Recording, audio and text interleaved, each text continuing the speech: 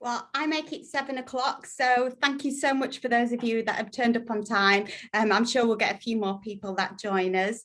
Thank you for attending this webinar on HR issues. And for those of you that have sent questions beforehand, that's really great. We are going to answer them over this webinar.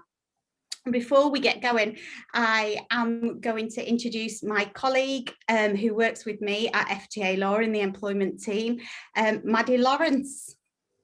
Hi everybody, I'm Maddie Lawrence. I'm an employment solicitor in the team at FTA Law. We deal with a wide range of things from HR assistance on a day-to-day matters such as disciplinary, annual leave, drafting of contracts and dealing with employment tribunal claims. Thanks, Maddie. I've got Maddie here with me today because there have been quite a lot of quite interesting cases which you need to be aware of as a practice manager or employer because they do have an effect on how you will deal with issues. And today's main topic is going to be looking around compensation and what's actually awarded in the employment tribunal.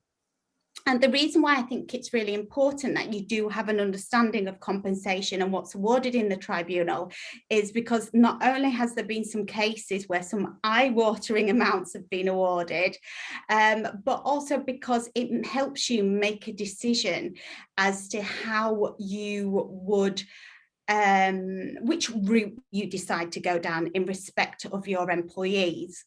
So we have the law, and if you don't follow it and you end up in the employment tribunal and you lose your case because a judge decides that you haven't acted in accordance with the current legislation and regulations, the judge can make a compensation payment. And what you need to be aware of is that as of April the 6th, the amount that can be awarded for an unfair dismissal claim is going up. And it's going up to £89,493, a very specific amount there. So that is the top amount that a judge can award somebody if they are found to be unfairly dismissed. Now, it's interesting with unfair dismissal because you're not awarded what's called an injury to feeling compensation award. You're awarded an economic loss. So in the circumstances where somebody is dismissed unfairly, what they claim back is their salary. And that salary can be 6 months, a year, 2 year, 5 year, and it depends on lots of different factors, but they will never be awarded more than £89,493 as of the 6th of April.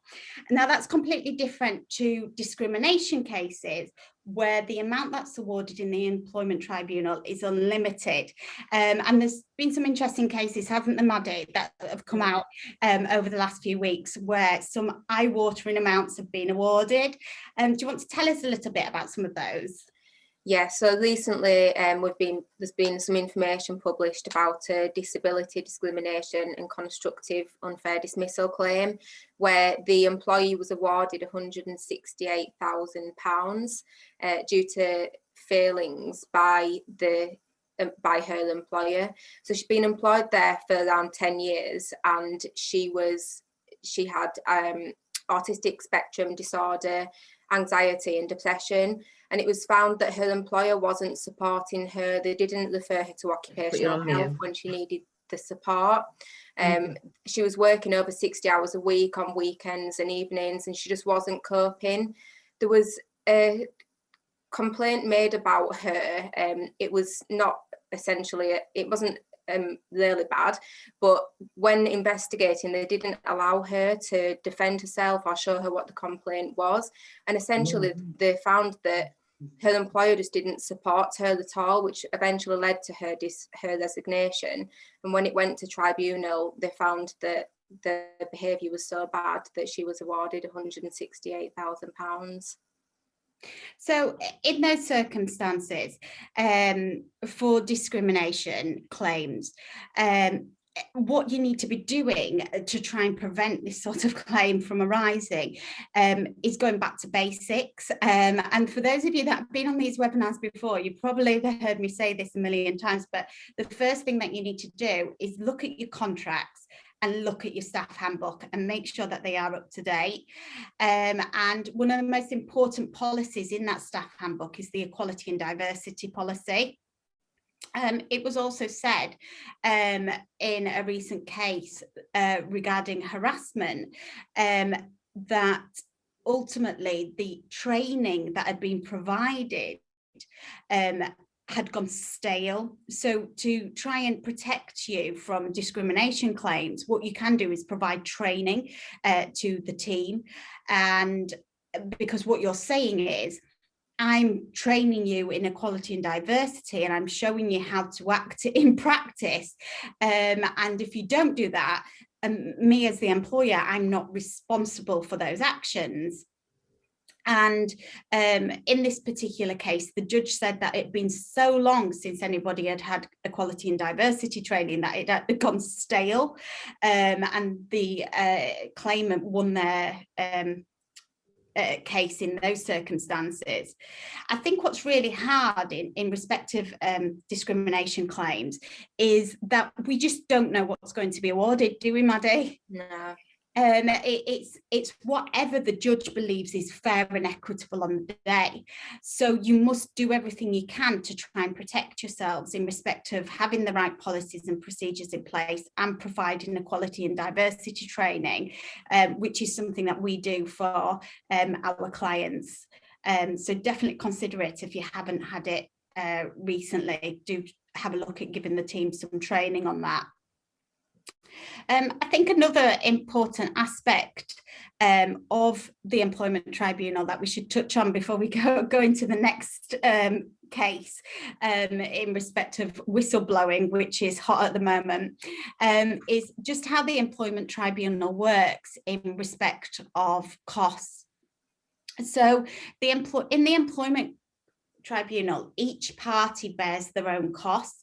So what we mean by that is that even if you win your case, you cannot claim your legal costs back from the other party solicitors or the other party if they're not represented. You still have to pay your legal fees. So for a lot of people, if a claim can be settled earlier for a lesser amount than it would cost you in legal fees, a lot of people will make that commercial offer and settle. Rather than go all the way, and especially for discrimination when you're at risk of making these high compensation payments out. And I think that's important to touch on as well, because what we do advise our clients is to look at legal expenses insurance. So that's a top tip to take away today, that if you haven't got legal expenses insurance, you do need to have a look and make sure that you're covered, because if you do have it, it will cover your out of court settlement and or judgment and your legal fees. So really consider when you're next looking at your practice policies, whether you do have legal expenses insurance in place. So whistleblowing, again, we're dealing with this a lot at the moment, aren't we, Maddie? Yeah, especially with COVID. Yeah, you've got an interesting one at the moment, haven't you? Yeah, we're seeing a lot of, with COVID, obviously, the risk to health and safety is rising. There's a lot more guidance in place in terms of PPE and your SOPs. One of the potential claims for whistleblowing is in relation to health and safety. And as an employer, you need to ensure that if your employees raise any concerns about that health and safety and make you aware of it, and you don't act on those concerns, then there's a risk that the employee could potentially claim whistleblowing, which again is uncapped. Yeah, compensation.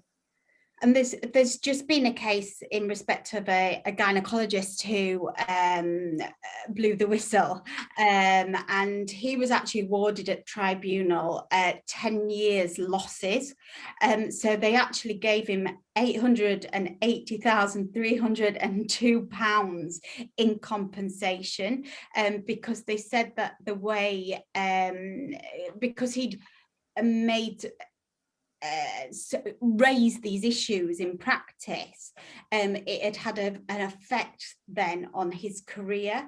So that's how they managed to award this amount. Now, I must admit, it has gone to appeal, because obviously the respondent, the employer in these circumstances, isn't very happy. So he may not get that full amount, but there is a huge risk there. And I think it's interesting because they've just looked at amending the legislation over the last 2 weeks. So we know that previously it was held in the court that not only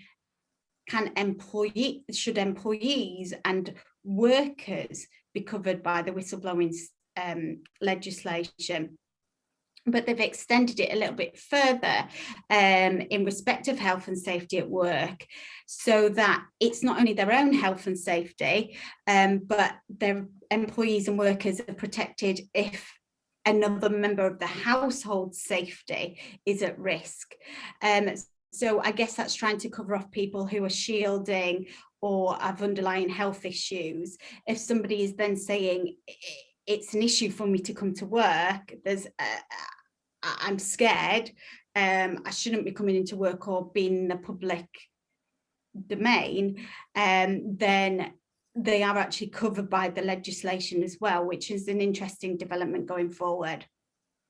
I think we should go into whistleblowing in a bit more detail, just because it's happening quite a lot at the moment, and we advise all our clients to have a whistleblowing policy, and the CQC do like you to have a whistleblowing policy as well, so that if you do have a staff member who says something in this regard, or tries to blow the whistle, then you know how to react to that.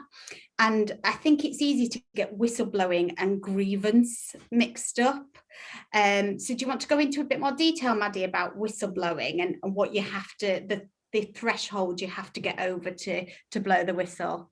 Yeah, so in order to blow the whistle, you need to make a public interest disclosure. That disclosure needs to be qualifying under the law, and protected.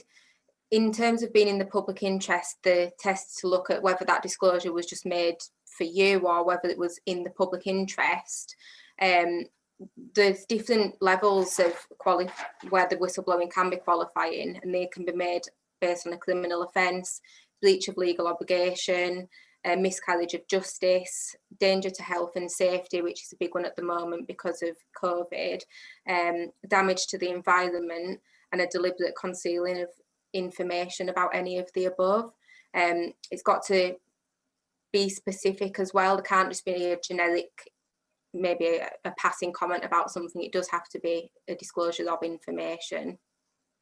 Yeah, and I think that's interesting point to note, because I think what some employees think that every time they raise a complaint, or they've got a bit of a grumble, they're protected under the whistleblowing legislation, and they're not. It has to be much wider than that. And I think one of the most common situations at the moment is health and safety. So if there's a health and safety issue in practice, that's obviously in the public domain's interest. It's a wider issue. It's much more substantial and serious. And then it may be worth dealing with that under the whistleblowing policy. But either way, the whistleblowing and grievance policy are quite close together. They tend to deal with a complaint and make sure that you investigate it. But I think this is going to happen more and more. I think we're going to get more of these types of claims because of the pandemic. Absolutely. So in respect of things that are changing, and if, by the way, if anybody's got any questions, either unmute yourself and show yourself on video, or you can pop them in the chat box. We'll be happy to answer any queries that you've got. So we the first thing I must say is that we still don't know what's happening in respect of the NHS contracts on the 1st of April. The guidance made it clear that it would default back to the original position for the new NHS year. So if you do have associate agreements in place and you've provided them with an additional side agreement to look at what they've been doing from January to March, I think what we need to be looking at, unless we were here otherwise from the NHS, which there's still the possibility that it may happen very late in the day, is just ensuring that everybody's on the same page and that we're all going back to the original agreement.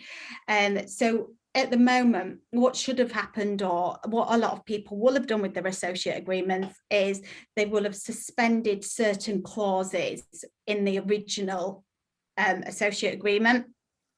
For example, the targets, the UDA target, the contract activity, how they were paid, those clauses will have been suspended. That will have been put in writing to the associate. And then when we heard that UDAs were coming back, there will have been a side agreement. And then what we need to do now is just make sure that we've written back to the associates to make sure that the original contract, if that's what we're still working to, is everybody knows what they're still working to. And if you are looking at changing that contract, unless you can get an agreement to change it, we do have to serve notice. And what I mean by that is that if there was a change in days or a change to their UDA target going forward, so you're not reverting to the original contract, we are going to have to look at making sure that we serve notice or seek an agreement with the self-employed associates. I mean, Maddie, what type of cases are you dealing with associates? What type of questions are you being asked on a daily basis about associates and their self-employed status? At the moment, with the IR35 coming in, there's been a lot of questions about self-employed status, whether an associate is going to be considered within or without the IR35, whether they may be considered an employee for the purposes of IR35 or self-employed.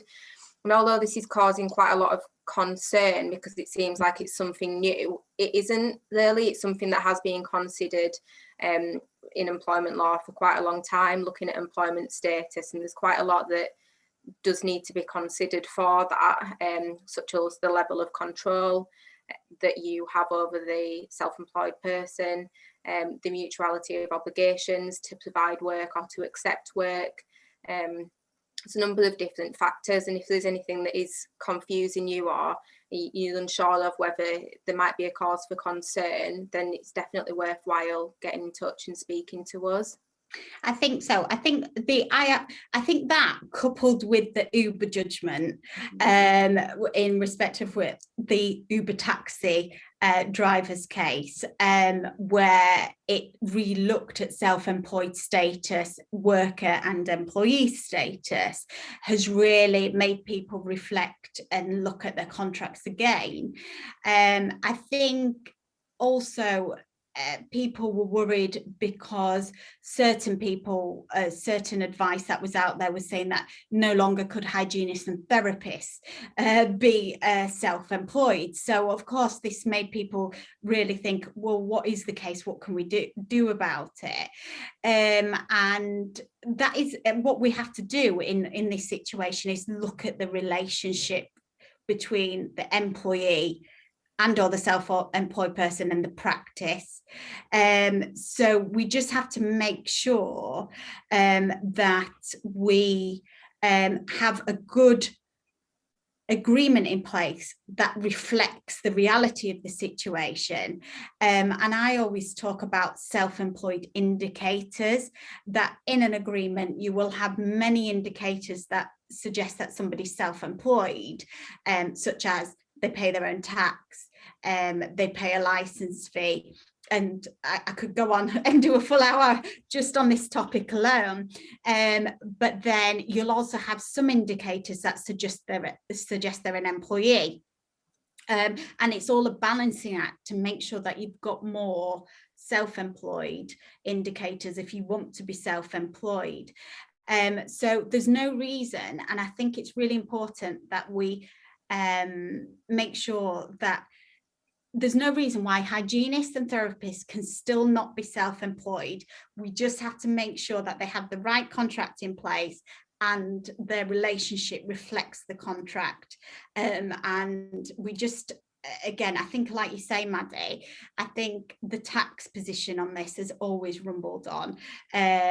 So definitely something to just reflect on and look at in respect of your self-employed agreements. Somebody's raised a question and said, hi, what is the difference between self-employed and subcontractor? I suppose that's terminology and what it actually means, but usually in a private practice, you don't find this in an NHS practice because there's issues with superannuation and pensions. What you can find is that the associate has their own limited company. So what happens is the practice owner will contract with the limited company, and then the limited company will then engage their own associate or employ their own associate, depending on how they're doing it. And that's when we tend to use the terminology subcontractor. Or when else would we use it? If you subcontract out to a cleaning company, we tend to use that terminology. But ultimately, the two don't always go hand in hand. They're not always the same thing. It will just be that you have a different agreement and a different relationship with the two individuals. Do you have anything more to add to that, Maddie? No, ultimately, I agree with what you say. Yeah. I've got another question that I had earlier on today on Facebook. So thank you very much for leaving this question. It said, how should we approach a hygienist who knows she will have to change her hours as the child goes to school, but has not looked into anything yet, and they have patients booked in for 4 months already? Well, there needs to be a conversation there, definitely. So I think I'm assuming that the manager in this situation may be a little bit worried because it's in respect of childcare. But I think it may be that you just sit with the hygienist and say, am I right in thinking that there may be needing a change with your hours in the future? I'm just wary that we're booking patients in 4 months in advance. So are you still going to be able to work the same hours in 4 months' time? There's no issue why you can't do that. What you've got to be careful of is not enforcing a change, or for them to think that you're trying to enforce a change on them, because at the end of the day, if you've agreed hours in that contract, then until you hear otherwise, you should ensure that you provide those hours to that individual, and that's whether they're self-employed or employed, because you have a contractual obligation to provide those hours. And if the hygienist is employed and they want to change their hours, then they will make a flexible working request, and they will put that in writing to you. And there's a procedure to go through, isn't there, Maddie, for flexible working? Yeah. You've got to consider the request, hold meetings. If there's a reason why you can't agree to the request, then you need to set that out and consider the business reasons for doing so, and set it out in full to the employee, and ensure that you follow the procedure in the meetings and do it within the time frame as well. Yeah, really important. But if the hygienist can't do those hours, and you can't come to a compromise, whether they're employed or self-employed, then ultimately it may be that they do hand in their notice. But I would imagine that the notice in the contract would be enough time for you to replace that hygienist. So, for example, most people just put in 3 months industry standard into a self-employed contract because they think it's the right thing to do, or they'll put 1 week for every year of service for an employee. And what people don't always consider is how long that notice period should actually be for you to enable you to replace that individual. So it may vary from area to area. So if you're in London, where it might be easier to replace a member of staff, you may have shorter notice periods than if you're in Cumbria, where you know it's going to take you 3, 4, 5 months to get somebody else in. It will vary from practice to practice. And I think this is another reason why you need to review your contracts, because you shouldn't just take a template contract and think that everything that's in that contract is correct and right for you in your practice. It will vary from practice to practice as to what is right for you. So especially with the recruitment market at the moment, a lot of my clients tell me that it is quite hard to recruit. So in those circumstances, you do need to really think about what notice periods need to be in your contracts. So there's a hygienist asking for 40% hourly rate. At the moment has 33%, which is in line with the national average. What to do? Well, I'm guessing that the self-employed in those circumstances. Again, I think this comes down to, I don't really believe that there's a national average, because it will depend on you and your practice and where you're based and how hard it is to get hold of another hygienist to replace. So if you're in an area where you can't recruit, then you may have to pay a bit more, as if you're in an area where there's a lot of hygienists and therapists available. You may not have to pay as much. And I think you've got to find a happy medium, that if you're happy with this hygienist and they're doing a good job, then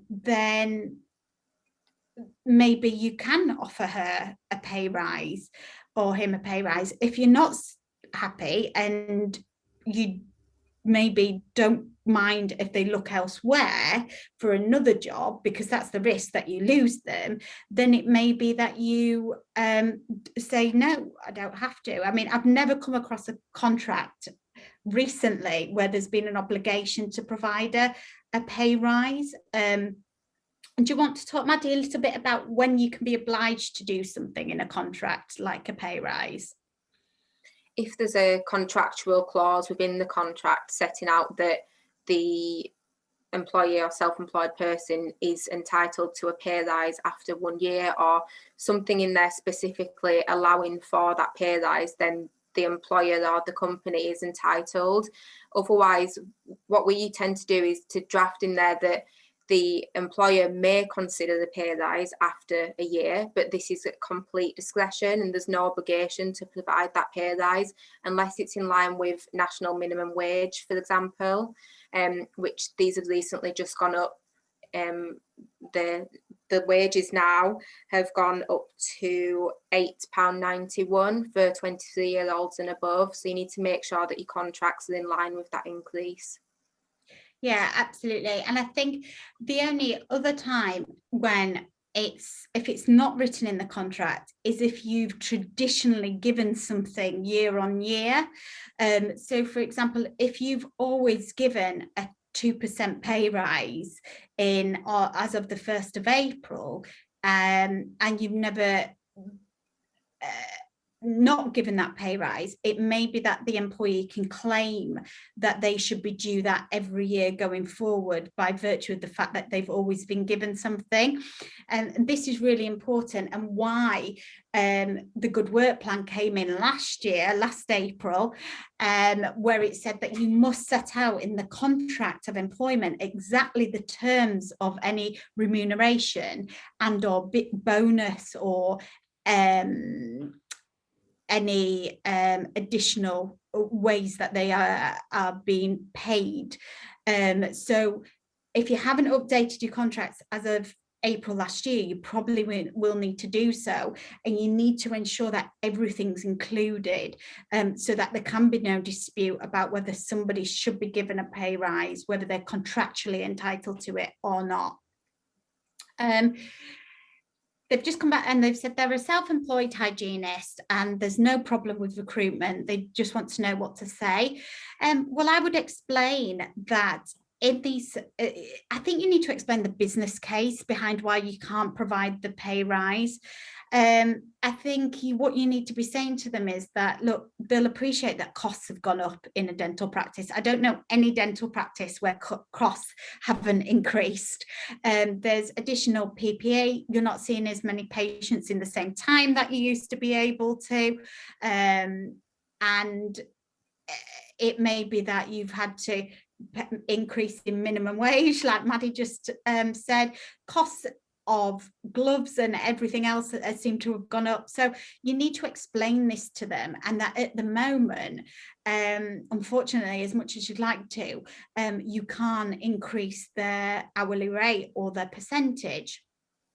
And that it may be that you say, but if you do X, Y, and Z, I would definitely consider it again in 6 months' time. Or I would say that it's the business case that you need to explain to individuals. So the second half of this webinar, we're going to talk about the different types of leave, because we were sent a question which was really something that we deal with on a day-to-day basis, and we feel as though it's because lots of people get quite confused about the different types of leave that staff can take. And I must point out that this is in relation to employed staff, so your employees, not your self-employed persons. It's completely different. So Maddie, do you want to start us off with the type of leave that an employee can take, and just explain a little bit about it to us? Yeah, so there's a number of different types of leave that an employee is entitled to take. Under statute, there's maternity leave, shared parental leave, time off for dependents, sickness absence. There's a number of different types, and I think that what employers do is they get quite confused about which type of leave an employee should be taking depending on the circumstances and whether or not that leave should be paid for. So one example is where an employee, for example, their child has sick and they need to take some time off, and they're unsure whether or not they should take that as sick leave, but that would actually fall under time off for dependents, which an employee is entitled to take, although they're not, they wouldn't be paid sick pay for that time off. And another common question that we get asked as well is in terms of maternity leave. Quite a lot of employers are unsure of how to deal with that and of the rights of pregnant women returning to work, or even building up to the time off for maternity, the rights that the pregnant women are allowed and the letters that need to be provided or received from the pregnant woman.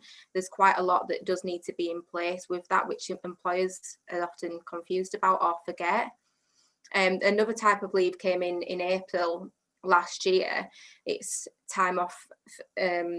It's called Jack's Law, and parents are now entitled to up to 2 weeks of leave if a child under the age of 18 dies. They're entitled to that by law for up to 2 weeks off. So I think it's definitely worthwhile if one of your employees is asked asking for some time off or leave, considering exactly what that leave should be and whether or not they are entitled to be paid for it, and if so, what they should be paid. It might be that the contractual position on the pay is different to what's in statute as well, so you just need to be mindful of that.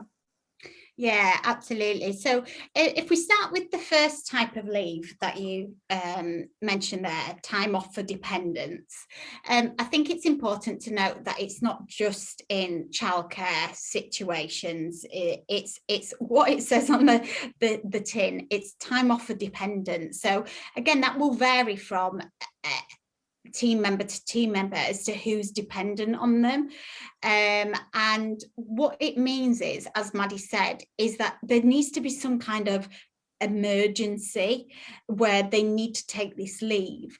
Usually it's unpaid leave. There's very few employers and practices that will pay for time off for emergencies, and to be honest, my advice is don't pay it.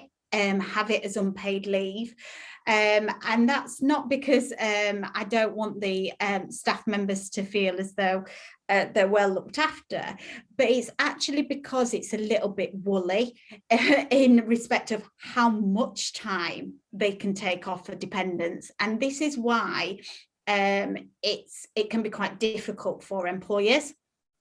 And as Maddie said, the most common situation is a childcare issue, or the child is sick from school, or the babysitter or carer have let them down and they're not available and they've got to sort out childcare.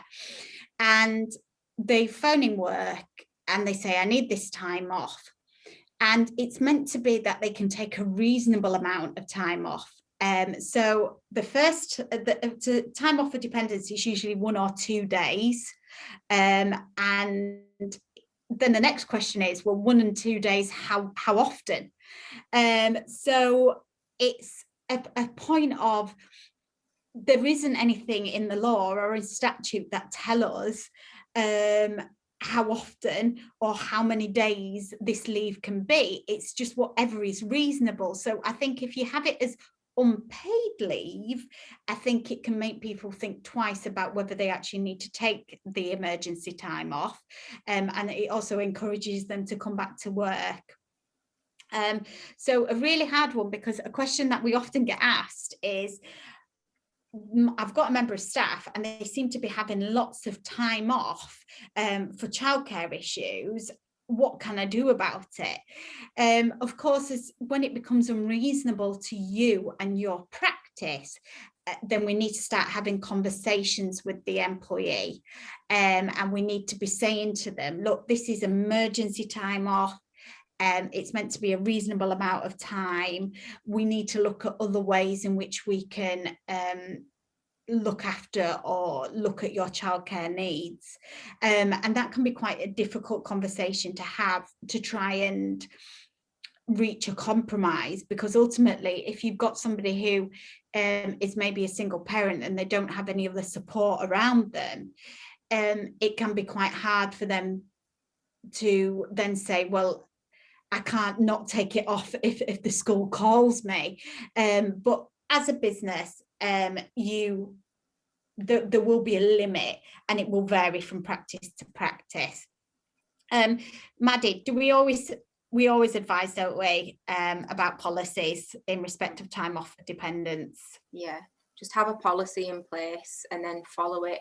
There's no risk of potential discrimination or unfair treatment of your staff. If you have a policy in place and you follow that for everybody, then hopefully you should be safe, but we definitely just advise to have that in place. So we've just got a couple of questions coming in. So the first one says, would emergency leave be paid? Well, that completely depends on the practice and whether or not you wish to pay for it. Emergency leave doesn't tend to be paid for. It's not something that is required by law if an employee has to take emergency leave. It's completely dependent on the practice and whether you want to put that policy in place. And then the second part of that question is, and how long can staff take? So okay. Yeah, it's just up to the practice and dependent on the leave as well, and it's up to you really. What's the emergency? I think it's worth speaking to the employee and finding out what the emergency is, why they need to take that time off, and how long they may need for that emergency, and what the business can accommodate.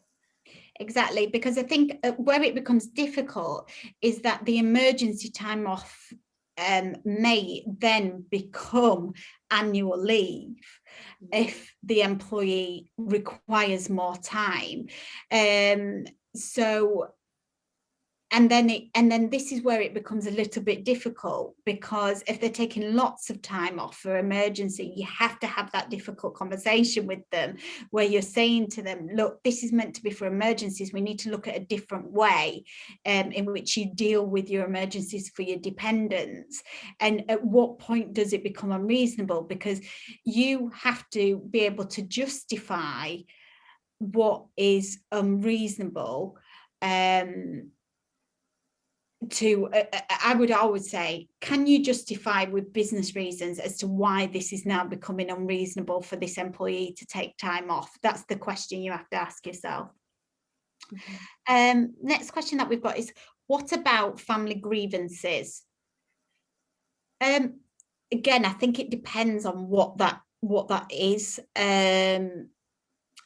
That's a difficult one to advise without more information, because I think what we've got to do is, everybody has grievances or complaints or issues. I think the key is whether it's an emergency, whether something's out of your hands which you weren't expecting to happen, but you were supposed to be in work that day. So if it's just to sort out some family issues and they need time off, then that would be an annual leave request. So the key word is emergency, I think, in those circumstances. I have taken on a receptionist for 3 days a week. One which is a Friday from April the 13th. There will be no further bank holidays on a Friday from the 13th. So she is entitled to more than normal days annual leave for the 3 days. I think this, Maddie, is a question about part-time workers and bank holidays, and how that's worked out. Yeah, so ultimately, part-time workers are entitled to the same amount of annual leave, whether they work on a bank holiday or not. So if someone works 3 days a week on a Monday, Wednesday, Friday, for example, they tend to work more bank holidays than someone who would work on a Tuesday, Wednesday, Thursday. But they're still entitled to the same amount of annual leave.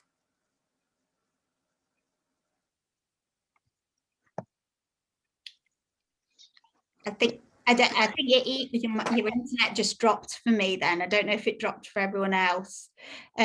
Just when we were getting to the important part, I think, as well. So I think what Maddie was saying is that ultimately, whether they are part-time or full-time, people are entitled to the same annual leave. It just may be that their annual leave day falls on a bank holiday, so they're not entitled to any extra, which was asked in that question. It's just that they take their annual leave on that bank holiday. What is the definition of dependent? Could it be, for example, a nurse takes time to look after a grandparent, but this yes, there doesn't have to be any legal paperwork in place to say that somebody is a dependent. I think in this situation, it may be that they are the only person who is responsible for that grandparent, and that there's no other person available, and it's going to be dependent leave in those circumstances, because there may be an emergency. I think otherwise, you may allow them to take it on this one occasion, but if they've got other family members who are available, then that's a discussion to be had about, I'll let you take it this time, but next time going forward, it may be that your other family members look at them, or you have to take annual leave to assist. So it's about having a conversation, but there doesn't have to be any legal paperwork in. Do we have to give emergency leave to staff? What if staff is not engaging and saying what the emergency is? By law, yes, an employee has the right to take emergency leave, but they have to take that leave, they do have to engage with you. They do have to tell you what the emergency is and who the dependent is. Otherwise, how are you going to grant them that leave? So you definitely do. And also, I think there's a bigger issue here, that if the team member's not engaging with you and not saying what the emergency is, then we've got some issues of trust, which we may have to look at, because we want to know why this employee doesn't or won't tell you what the emergency is, because they don't have to go into too much detail about it, but you do need to know to be able to grant them the correct leave. Another type of leave that Maddie mentioned before our internet failed is maternity leave. And we do want to mention this because, again, we do find that a lot of our clients don't understand their obligations in respect of maternity leave and what they need to do. So when somebody informs you that they are pregnant, the first thing that you need to do is acknowledge that. And we do a letter for our clients to send to the employee, setting out what's going to happen from this stage on. The reason why it's important is because as soon as they tell you that they're pregnant, we need this to be acknowledged, because they are protected under the law, back to that equality and diversity policy, because pregnancy and maternity is a protected characteristic. The type of thing that goes in that letter, first of all, is that we ask the employee to obtain a copy of their, yay! Sorry about that, I'm not sure what happened. You just got to a really crucial bit about bank holidays. And I know, I saw my screen started going off and I was like, I don't know if everybody heard what I said. So I was just saying about maternity, that you need to ask the employee for a copy of their MAP B form as soon as that's available from their midwife, because that will tell you the date that they are expected to give birth. Once you have that date, or even if the employee tells you, gives you an idea of when they're expecting, the employee is entitled to take 12 months leave. And if they want to come back before that 12 month expires, then they have to serve you 8 weeks notice of that. And we need to set all this out in the letter so that they understand what they have to do, and that you're not caught not knowing if this employee is coming back to work or not. If they don't want to come back to work, they serve notice as per their contract of employment. And if they want to change their hours or days or work from home, then they have to put in a flexible working request. So we set all this out in the letter. Also at this stage, you will have to do an additional risk assessment, and you should explain to the employee that you are going to do this, or you've done it, or it's part of your overall general risk assessment. There are lots of risk assessments available for pregnant employees on the Health and Safety Executives website, and I would urge you to go and have a look at them if you don't have a copy of your own. Now, why is that really important, and why people end up in a bit of a mess is because if you take on an employee to cover the employee who has gone on maternity leave, you will need a fixed term contract in place that expires either when this employee returns to work or at the end of the 12-month period. So, for example, if the employee serves 8 weeks notice to come back earlier, you will want your fixed term contract to have a notice period in there shorter so that you can get out of your temporary arrangement with the employee that you've taken on, so you don't end up with 2 members of staff. So it all fits neatly in place. In respect of other leave, Maddie mentioned sick leave and how people get it mixed up, as in if they phone up for a child being sick, which we've talked about emergency leave for dependent, and an employee being sick. And in the circumstances when an employee phones in sick, there will be a procedure in your contract of employment. And I think my top tip here is to make sure that you stick to that procedure. So I find that clients go through from, you must phone in and inform the practice manager to, or I'll accept a text message. But actually, you must get the employee to phone in, because it's much harder for an employee to speak to somebody, especially if they're not really sick, as it's easy to hide behind a text message. So if your policy says phone in, make sure that the employee phones in. What advice, Maddie, do you give people that are dealing with sickness absence in practice? I think one of the most important things is, as Sarah said, to ensure that the employee phones in, but then on their return to work, to hold a return to work interview every time. Mm-hmm. If an employee, for example, has a pattern of calling off sick every Monday or every Friday, or just a lot of sickness absence, if they know that when they are coming back to work, they're going to have to sit down and explain to their employer why they were sick, whether they saw the doctor, what's happening with the sickness, and possibly discuss any pattern of sickness absence, that's going to eventually reduce any sickness absence, because employees won't want to have to go through that. And if it's something minor, like they just have a headache or a cold, and they would probably rather just come into work than have to deal with calling their employer and then going through the return to work interview, then it will reduce those sickness absences that aren't essential, really. It's very rare that we have to deal with dismissing somebody due to sickness absence, because it's down to the management stage, so holding those return to work interviews, because as soon as somebody feels managed, and like Maddie says, they're having to explain themselves, they probably leave because they don't like it, or they will improve. But what we find is that most people don't hold return to work interviews.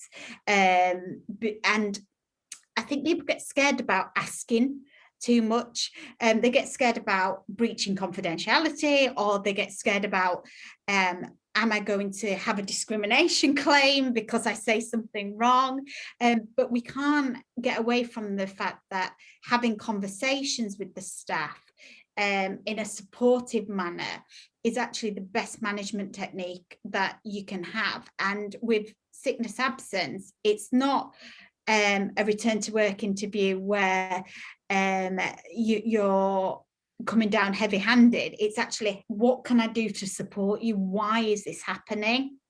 Quite often, when you start having return to work interviews, what will happen is you will find out so much more about that individual. And then if we go back to the case, Maddie, that we started with, or that you explained to us about the individual that had a disability and was awarded an eye-watering amount because they didn't support that individual. You can find this out in return to work interviews, or they're more likely to tell you in a return to work interview, aren't they? So you're kind of protecting yourself from discrimination claims. And if it fulfills that definition of a disability, then we can look to support them through reasonable adjustments. Just briefly, because I know we're coming up to the top of the hour, what in terms of people that are having high levels of sickness or may you, as a manager, you're put on notice that they may have a disability. What do we always advise in those cases? To get occupational health involved. As an employer, you can't consider the employee's sickness or their absence from a medical point of view, whereas occupational health can, and they can provide you with advice for moving forward in terms of the employee at work, what adjustments can be made, how you can work with them, really how their condition is affecting their day-to-day life and work life. If you have that occupational health support in place, it shows as well that you're supporting the employee and you're trying to do what you can for that employee to make those adjustments, and you're acting in a fair way for that employee as well. It's definitely worth getting involved, instructing occupational health if you are put on notice of any potential sickness or disability. Yeah, absolutely. I think if you've joined me on these webinars before, you will have heard me say this over and over again about occupational health. I think it's such a good tool for a practice manager or employer to have to hand, because it will help you make decisions about your employee, but also, as Maddie rightly says, explain to you what your duties are and what you have to do as an employer. I mean, we started at the top of the webinar talking about compensation and the increases that are coming in, and why discrimination is different, and we've moved on to some types of leave, because these are the type of questions we get asked a lot in practice, and I think the best way to protect yourself is contract review if you haven't done so already, staff handbook and policies and procedures. As Maddie said, there was the introduction of parental bereavement leave and pay that came in, so you'll need that reflected somewhere in your paperwork, and take advice. So we get that it's so busy running a dental practice and you've got lots to do, but we do provide a HR and employment service whereby you can speak to me, Maddie, another member of the team, and we'll help you and guide you through all of this and provide you with return to work forms, give you the best guidance in respect of occupational health and so on. So really important that if you do need any help, do give us, do contact us. My email address is sarah.buxton@fta-law.com, and Maddie's is the same, but with maddie.lawrence. So we like to keep it nice and easy, but you can contact either of us and we'll always be happy to help. And if you've got any more specific advice that you would like in future webinars, do let us know and we can try and arrange those webinars for you. So on that note, anything else you want to add, Maddie? No, just thank you for joining, thank you for listening, and if you have any questions then just send us an email. Thank you. And that's it from me. Thank you so much, and hopefully I'll see you next time. Thank you. Bye. Thank you. Bye-bye.